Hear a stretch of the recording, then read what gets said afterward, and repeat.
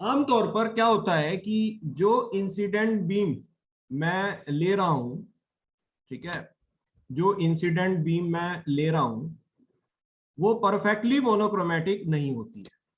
ये आप बात जानते हो। अब आप फिजिक्स इतनी पढ़ चुके हो, 4 महीने से कई बार बताई है मैंने अब आपको बात कि कोई भी सोर्स परफेक्ट मोनोक्रोमेटिक नहीं होती, राइट। तो इस इंसिडेंट बीम का भी एक जो है स्पेक्ट्रल विड्थ होती है डेल्टा लैम्डा, ठीक है। तो इसका ये मतलब है कि ये जो इंसिडेंट बीम है ये वेवलेंथ का एक कलेक्शन है। नाउ एक वेवलेंथ से एक डिफ्रैक्शन पैटर्न बनता है। तो जितनी वेवलेंथ इस इंसिडेंट बीम में होंगी उतने डिफ्रैक्शन पैटर्न्स एक्चुअली स्क्रीन पर बनते हैं ग्रेटिंग में। ये एक डिफ्रैक्शन पैटर्न नहीं होता है, ये डिफ्रैक्शन पैटर्न्स होते हैं और ये डिफ्रैक्शन पैटर्न्स आपस में ओवरलैप करते हैं।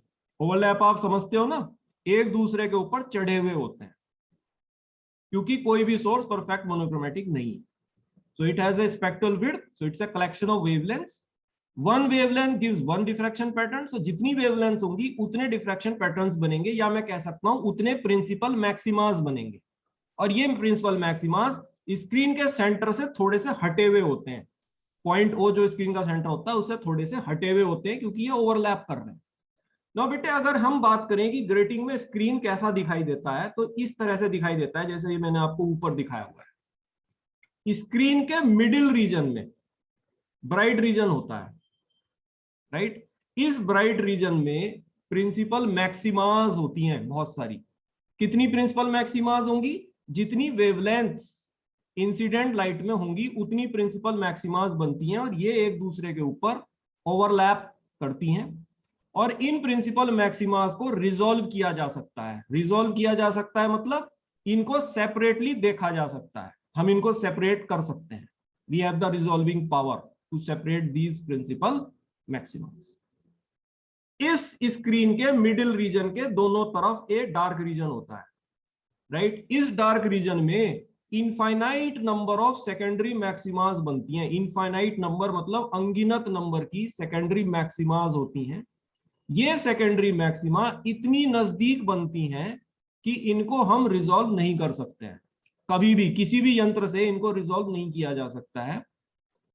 और कई बार ये भी होता है कि जो मिनिमा बन रही हैं वो मिनिमा भी इन सेकेंडरी मैक्सिमास के ऊपर गिरकर यूनिफॉर्म इल्यूमिनेशन प्रोड्यूस करके खत्म ही कर देती हैं सब कुछ इस डार्क रीजन में। तो ये डार्क रीजन मेरे लिए इररिलेवेंट होता है, ये मेरे किसी काम का नहीं होता है ग्रेटिंग में, जो मिडिल रीजन के इर्द गिर्द बन रहा है दोनों तरफ। समझ में आ रही है बात? इनमें सेकेंडरी मैक्सिमा बनती हैं और वो इतनी सारी होती हैं, इतनी क्लोज होती हैं कि उनको कभी भी रिजॉल्व नहीं किया जा सकता है किसी भी यंत्र से। मिनिमाज इन सेकेंडरी मैक्सिमा के ऊपर गिरकर यूनिफॉर्म इल्यूमिनेशन लाकर खत्म कर देती हैं सब कुछ। तो ये डार्क रीजन जो है हमारे लिए बेकार का रीजन होता है। तो मैं जिस रीजन में इंटरेस्टेड हूं वो सिर्फ इस वाले रीजन में इंटरेस्टेड होता हूं जो कि स्क्रीन का मिडिल, सेंटर पॉइंट मत कहना, मिडिल रीजन को, मिडिल रीजन, राइट। स्क्रीन का जो मिडिल रीजन होता है इसमें मैं इंटरेस्टेड होता हूं। क्लियर? और इस मिडिल रीजन में बहुत सारी प्रिंसिपल मैक्सिमास बन रही हैं जो कि एक दूसरे के ऊपर ओवरलैप कर रही हैं और ये उतनी बनेंगी जितनी की वेवलेंथ्स हैं इंसिडेंट लाइट में। क्लियर हो रही है बात आपको?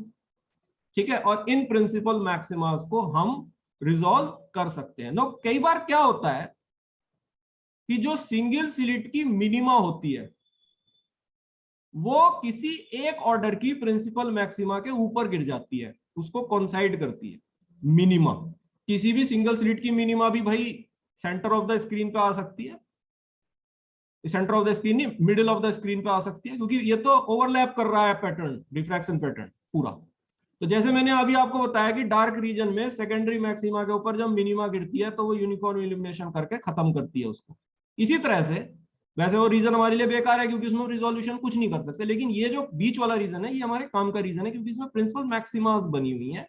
तो कई बार क्या होता है कि इन प्रिंसिपल मैक्सिमास के ऊपर कोई सिंगल स्लिट का मिनिमा गिरता है, किसी एक ऑर्डर की प्रिंसिपल मैक्सिमा के ऊपर कोई सिंगल स्लिट का किसी कोई ऑर्डर का मिनिमा गिरा। तो बेटा क्या होगा जब मिनिमा प्रिंसिपल मैक्सिमा पर मिनिमा गिरता है तो वो प्रिंसिपल मैक्सिमा को क्या करता है, नष्ट कर देता है, उसको एब्सेंट कर देता है। क्लियर? उसको वो क्या कर देता है, एब्सेंट कर देता है। ठीक है, तो ये वो प्रिंसिपल मैक्सिमास के ऑर्डर जिनके ऊपर सिंगल स्लिट का मिनिमा गिरकर उसे एब्सेंट कर देता है, ये स्पेक्ट्रा डिफ्रैक्शन ग्रेटिंग के स्पेक्ट्रा में मौजूद नहीं होता है, और इस स्पेक्ट्रा को एब्सेंट स्पेक्ट्रा कहते हैं। आई होप आपको बात क्लियर हो गई है।